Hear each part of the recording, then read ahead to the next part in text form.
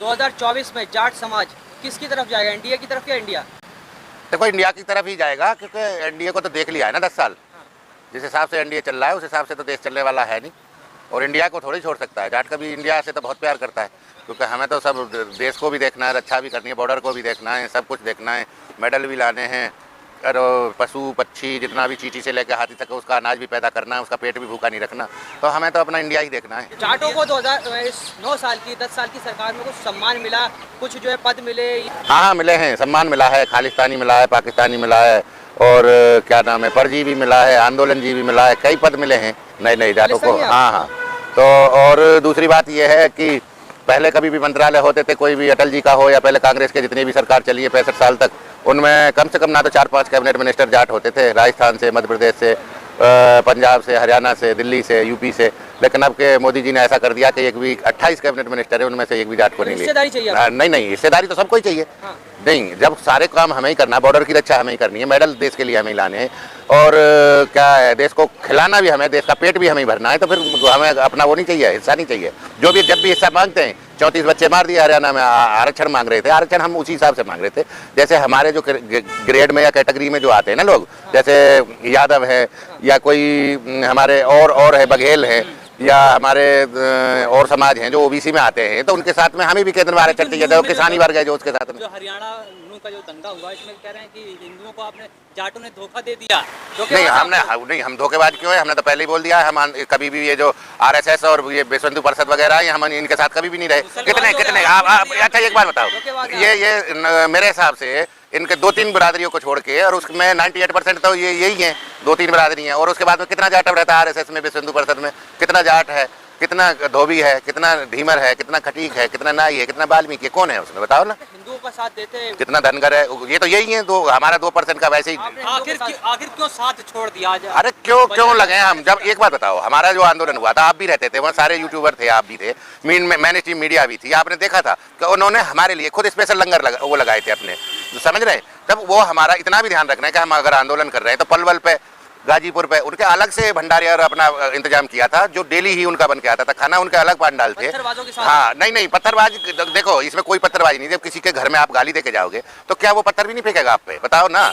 Challenge करके जाओगे, गालियां देके जाओगे, और लोकेशन दे के जाओगे, और शोर मचा के जाओगे 3 दिन पहले से कि हम ये कर रहे हैं, हम वो करेंगे। यात्रा पहले नहीं निकली। अरे एक सांप्रदायिक सौहार्द को बिगाड़ना तो थोड़ी देर का काम है, लेकिन बनाने में बहुत टाइम लगता है, समझ रहे हैं? ये हमारे अपने ही वो है, नहीं समझ? वो कभी भी मुगल आए, कभी भी आए, मेवों ने सदा जाटों का साथ दिया है, वो उनके साथ लड़े हैं। और आप भी कभी भी हम कोई आंदोलन करते हैं, 2016 में किया, 2019 में किया, 2021 में किया, 23 में किया, जो भी किया है, किसी भी चीज के लिए करें हम, हमारे साथ नहीं। वो बुलडोजर अलग चीज है, केंद्र से वो जो कर रहे हैं ना, वो देखो ये एक सरकार बुलडोजर चला रही है। हाँ, खट्टर सरकार को भी वो बुलडोजर से ही वोट दिख रही है कि बुलडोजर से हो सकता है वोट मिल जाए, लेकिन बुलडोजर अब ज्यादा वोट देने वाला नहीं है। बुलडोजर के ना पंचर होने वाला बुलडोजर का। ट्रैक्टर पहुंच जाएगा क्या बुलडोजर के आगे? हाँ, वो आगे खड़ा मिलेगा, क्योंकि हमने भी उसको टैंक बना लिया अपने ट्रैक्टर को भी, और आगे देखना थोड़ा टाइम चाहिए। और इनके बाद में ये जो 1-2 बार जो आंखों में धूल झोंक के, तो देखो हर आदमी आ जाता है।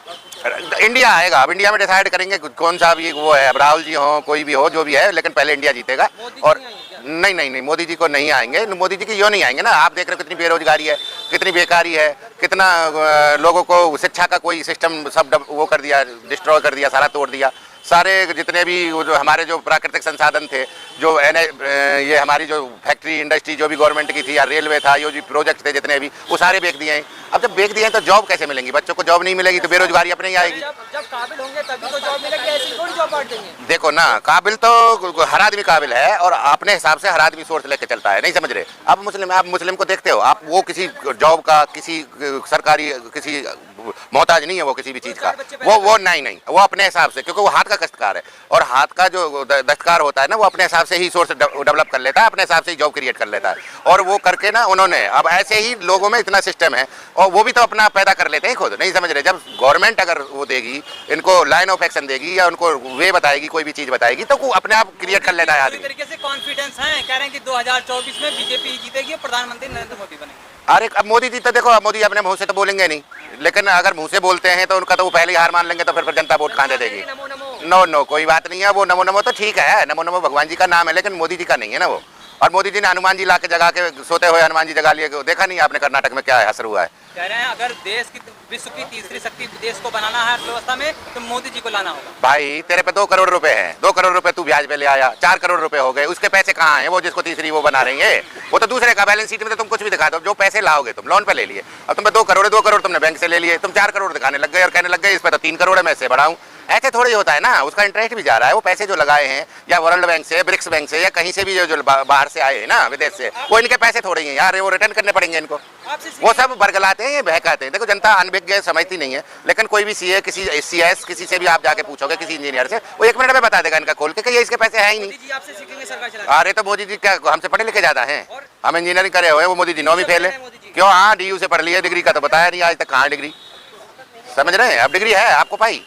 कोई डिग्री नहीं है, कोई कुछ नहीं है। वो जो भी डिग्री है उस पर अल्फाबेटिकल जबकि वो है ना जिससे छपी हुई है, तब प्रतिलिपि वो लिपि जो जिसमें बनाई है वो है ही नहीं। तब पिछले 9 साल से कह रहे 9 साल बेमिसाल बताया जा रहा है, दूसरी तरफ ये 10 साल पूरे होने वाले हैं, 2 कार्यकाल पूरा होने वाला है। कुछ तो मोदी जी कैसे काम होंगे जो अच्छे होंगे? हाँ अच्छे हैं ना। पेट्रोल डीजल जो 1 रुपया 65 साल में 65 रुपये पे पहुंच रहा था पेट्रोल, वो इन्होंने एकदम ही जंप करा के 100 रुपये पे पहुंचा दिया। 4 रुपये बढ़ा रहे हर साल में 5 रुपये। समझ रहे हैं? गैस सिलेंडर जो 400 रुपये चल रहा था उसको 1200 रुपये कर दिया। तो अच्छा ही तो काम है ये, इनमें कहाँ बताओ कोई मना कर रहा है? अच्छा काम नहीं है। हाँ तो महंगाई देश हित में है ना, तो वो गरीब आदमी क्या करेगा? उसको हित कहाँ है? ये एक बात बताओ, जो पैसा है इतने पैसे में ही इसी में, और इनका तो क्रूड ऑयल इतना सस्ता 40% सस्ता रसिया दे रहा है, तब जाके ये इतने रेट पे बेच रहे हैं। अगर बाय द वे वो रसिया उसी रेट पे युद्ध नहीं होता यूक्रेन और रसिया का, तो ये रेट आज ये लगाओ कि किस रेट पे यहाँ देखता है, जो पाकिस्तान को ये दिखाते हैं ना वही रेट चलता है यहाँ भी। मोदी जी ने रुकवाया था यूक्रेन और रसिया का युद्ध, कहाँ रुकवा दिया? युद्ध तो आज भी जारी है।